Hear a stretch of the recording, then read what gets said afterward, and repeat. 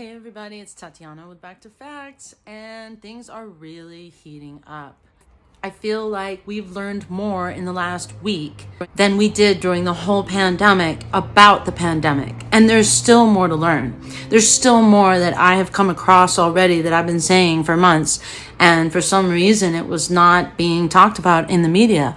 Well, all of a sudden, the floodgates have opened. We know, as I knew a year ago, that the U.S. National Institutes of Health, of which Anthony Fauci is a part, sent money through a middleman, EcoHealth Alliance, based in New York City, to Wuhan, China, to study bat coronaviruses and how they could infect humans, because they felt like SARS-1 was zoonotic. It came from an animal. But for some reason, they thought the next one was going to be a bat. I'm sure there was some kind of rhyme and reason to that. Yeah, the experiment to see if you could juice up a bat coronavirus and actually have it affect humans, which coronaviruses normally do not. This experiment happened at the University of North Carolina at Chapel Hill. Then, when it was 2015, somebody in the federal government said, no, we can't do this kind of research. It's too dangerous. It's called gain of function research, as everyone now knows. So that work by Ralph Baric did continue in Wuhan, because also the main doctor from Wuhan, a woman, she had been in North Carolina working on it before even the money was sent to Wuhan. Now, factcheck.org put out an article. It was so thorough, focusing on the amount of money. So they're saying 600,000, like that's nothing. Well, I would say if you're going to research and prevent the next pandemic, as some people claim, then they should have spent a lot more money on that. It's very strange how you can read articles from even 6, 7, 8 months ago. All of the mainstream media ran a story for just a few days about how Trump and the Trump administration had shut down the grant, the program, the research program funded by the very same grant that we are all discussing. That was shut down about April or May 2020. And this article was so biased. It was like, experts worry that this is going to be really bad for science. And how dare he? Well, now we realize that the presence of this research project in Wuhan, it's very sensitive, very dangerous, it was covered up.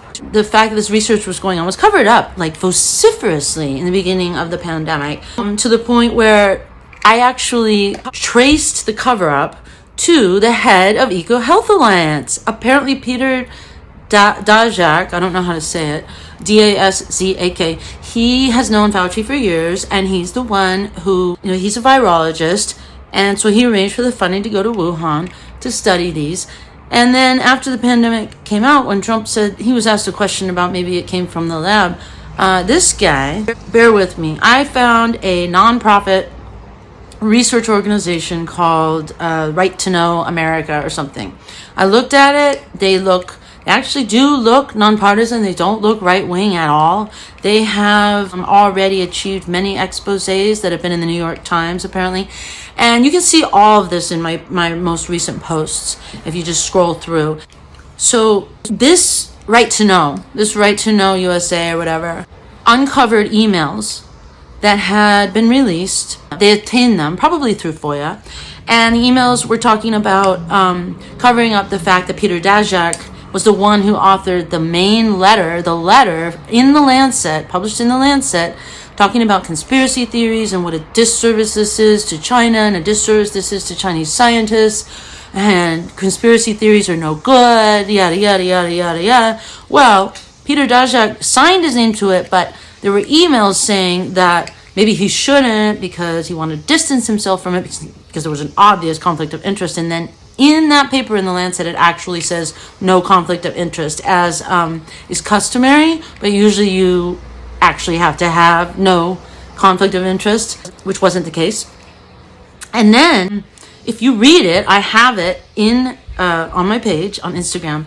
If you actually read the Lancet letter, and you know that he was the main author, they say, in the emails, it reads like propaganda from a communist country. Okay, and I'll let you be the judge of that. Okay, so this is part of what's coming out now.